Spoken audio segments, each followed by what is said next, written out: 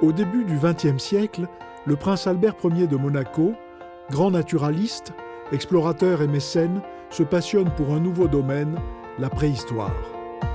La préhistoire est alors en pleine ébullition. On découvre les peintures d'Altamira et les premiers fossiles de Néandertal. En 1910, le prince Albert Ier fonde l'Institut de paléontologie humaine à Paris et fixe son objectif, œuvrer au progrès de la science sur toutes les questions relatives à l'origine et à l'histoire de l'homme. Les destinées scientifiques du nouvel institut sont confiées à des savants reconnus, le jeune abbé Henri Breuil et le professeur Marcellin Boule, premier directeur.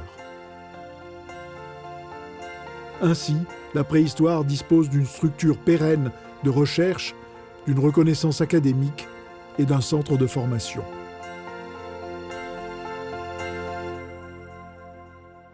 Aujourd'hui, Henri de Lumley dirige l'Institut depuis plus de 30 ans et le prince Albert II soutient fermement son action. Des centaines d'élèves, français et étrangers, ont été formés dans les chantiers écoles de la grotte du Lazaret à Nice et de la cône de l'Arago à Tautavel. Depuis 30 ans donc, une flotte savante de préhistoriens aguerris et motivés se déploie dans le monde à partir du navire amiral IPH jusqu'aux confins de l'Afrique et en Extrême-Orient.